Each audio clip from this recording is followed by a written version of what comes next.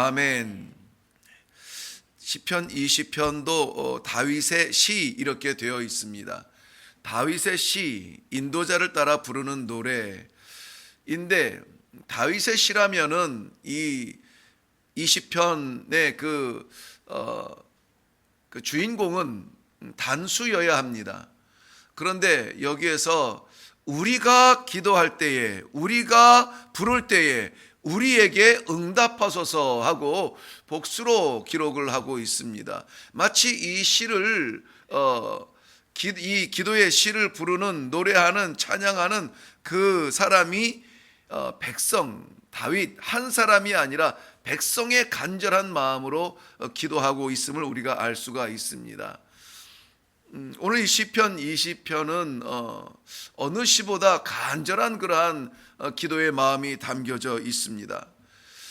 마지막 부분에서 9절에서 여호와여 우리의 왕을 구원하소서, 우리의 왕을 구원하소서, 이 백성들의 간절한 합심의 그 외침이 하늘에 도달하는 듯한 외침이 있습니다. 어디에서 왕을 구원하느냐? 지금 왕이 그러면은 구원을 받아야만 하는 상황에 있다는 것이죠. 어디냐면은 1절의 시작에 보면은 환난 날에 그랬습니다. 환난 날에 여호와여 왕을 구원하소서. 환난 날이라고 하는 것은 고통이요, 고난이요, 어려움이요, 뭐 그러한 것들로 해석이 될 수가 있습니다. 그런데 동시에 해석이 되는 것은 적군이라는 단어로도 사용이 되어집니다. 같은 단어를 다른 곳에서는 적군이라고 번역을 한 곳도 있어요. 이 고통 중에 이 다윗이 와서 가장 고통스러운 것은 무엇이냐면은 아무래도 전쟁에 나아가서 백성들이 피 흘려 싸워야 하는 그러한 아픔들을 보면서 다윗은 왕으로서 아파하는 그 마음이 없지 않아 있을 것입니다. 아니 확실하겠지요. 그런 가운데 백성들이 이 왕의 모습을 보면서 함께 기도하며 나아가고 있는 모습입니다. 이 전쟁에 나아가는 다윗은 사무엘하 10장에 보면은 이 암몬 자손, 암몬 나라의 왕이 죽었을 때에 그 아들이 그 장례를 이제 주관하고 있을 때 다윗이 사신들을 보내어 조문객들을 보내게 됩니다. 그런데 그 조문을 받는 그 아들의 주변에 있는 사람들이 다윗이 뭐가 이뻐서 이 조문객을 보내겠습니까? 이는 필시 우리 왕이 지금 돌아가셨고 나라가 어수선할 것 같으니까 이것을 아마 정탐하러 와서 아마 틈을 찾으려고 사람을 보낸 것입니다. 그냥 보내면은 안 됩니다. 그 말을 듣고 그 아들이 다윗이 보낸 사신의 수염들을 다 깎아버리고 옷을 다 잘라버리고 그렇게 하고 부끄러움 가운데 돌려보내게 됩니다.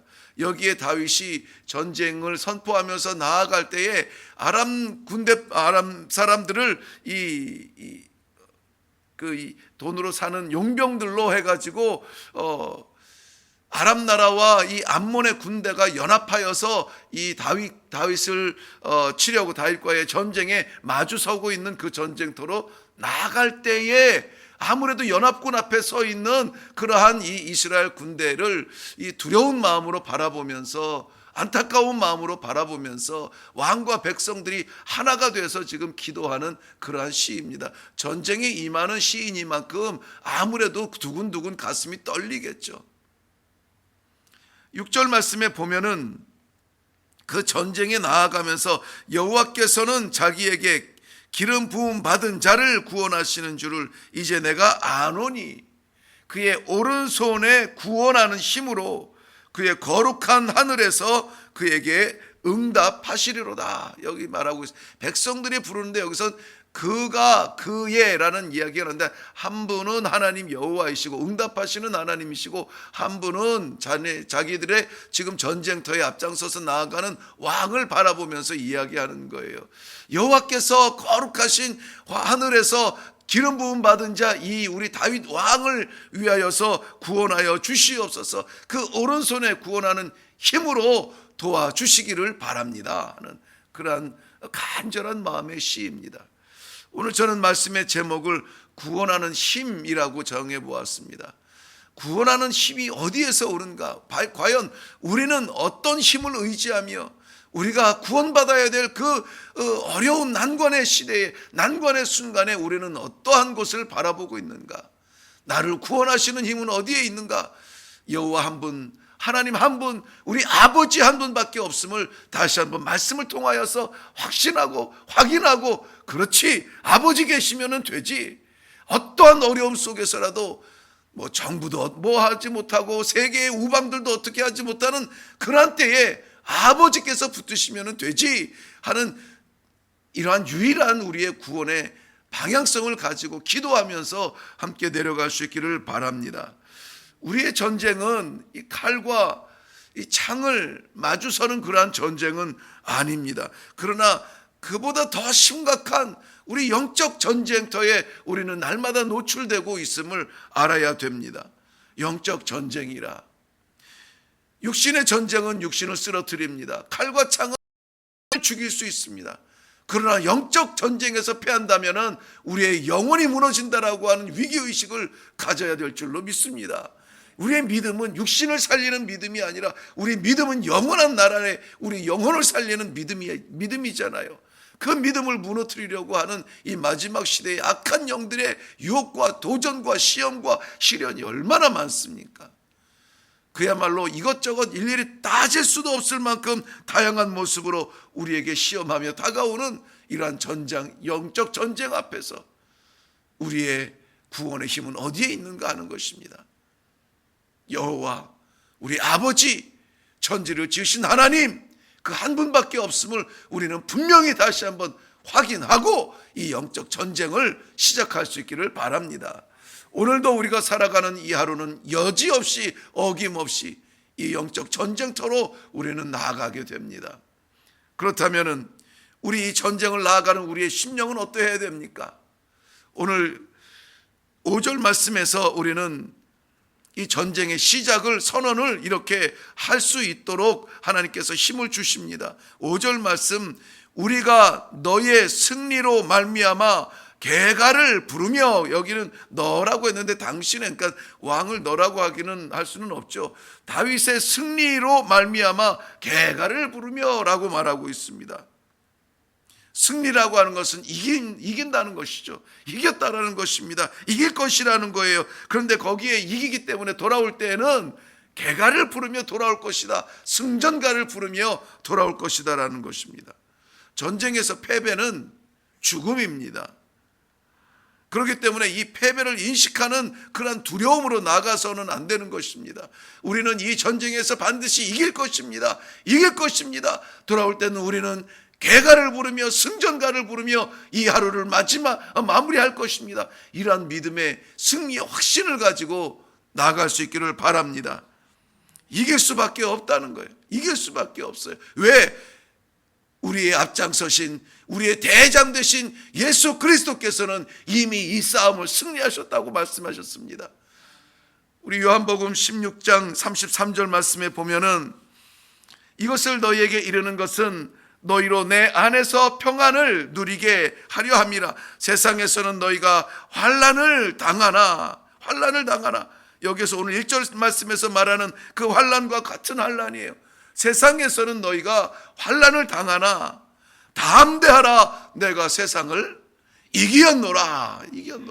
우리 대장 예수 그리스도께서 이길 싸움을 우리가 나가는 거예요. 그러니까 두려움으로 나갈 것이 아닙니다. 이 두려움 가운데서 조마조마해서 나갈 싸움이 아니에요. 담대하게 승리를 확신하며 나아가는 그러한 싸움이 되기를 바랍니다. 악한 영의 가장 강력한 무기는 패배의식이에요. 두려움입니다. 그것 가지고 되겠어? 네가 이길 수 있겠어? 잊어버려. 그거는 아니야. 말도 안 돼. 우리 계속해서 혼란케 하고 의심케 하며 자신 없게 만듭니다. 그래, 내가 뭘 하겠어? 그래, 지금은 아니지. 그러나 우리 성령께서 우리에게 주시는 영은 반드시 승리하며 돌아올 때는 승전가를 부를 수 있다라고 하는 이 확신을 우리에게 주시는 것입니다. 얼마나 많이 위축되고 있습니까? 대화하는 것조차 두려워하고 있습니다. 그런데 하나님께서는 분명하게 승리하실 하나님이십니다. 이런 것으로 우리를 무너뜨리실 하나님이 아니세요. 우리가 게을렀습니다. 우리가 부끄러운 짓을 많이 했습니다.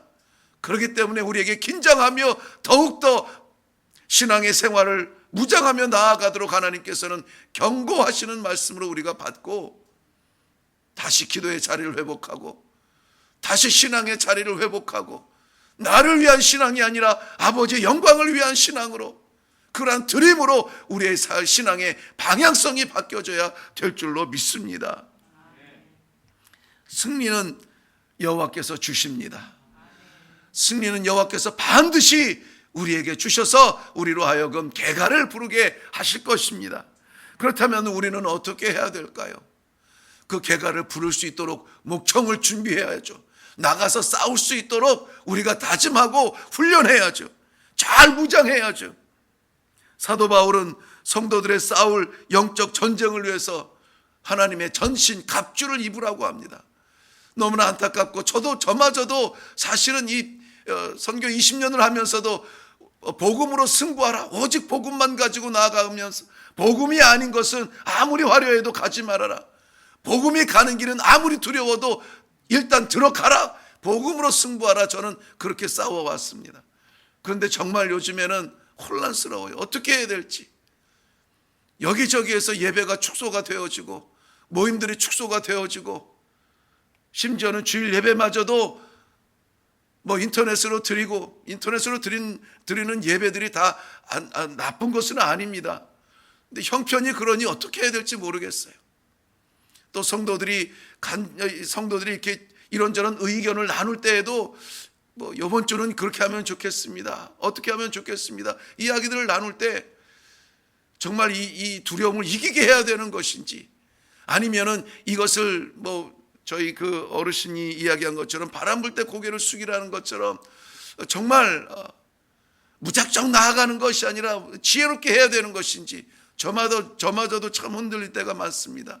혼란스러울 때가 많아요. 무엇이 정답인지 정말 기도할 수밖에 없는 이러한 시대가 되었습니다. 어떻게 해야 될까요? 어떻게 해야 될까요? 철저하게 우리는 하나님께 물어봐야 됩니다. 철저하게 우리는 하나님 앞에 서야 됩니다. 그래서 하나님의 전신 갑주를 입으라고 말하고 있습니다. 신랑을 맞이하는 화려한 옷은 예수님 오실 그때 입으면 됩니다. 지금은 무장하고 싸울 때고, 지금은 내가 쉴 때가 아니라 지금은 일할 때이며 지금은 전장에 서야 될 때라는 것입니다. 그러므로 성경에서는 우리가 지금 갖춰야 될 모든 것들은 진례띠를 띠고 의의 호심경을 붙이고 평안의 복음의 매는 신으로 신고 믿음의 방패를 가지고 구원의 투구와 성령의 검으로 무장하라. 이 모든 것들이 기도 가운데 이루어진다는 사실을 이야기해 주고 있습니다. 우리가 이렇게 새벽 제단에 그저 하나님 앞에 감사할 수 있는 것은 모든 성도들이 모여서 기도의 자리가 되어가는 것이 우리의 자랑이고 우리의 힘이었습니다.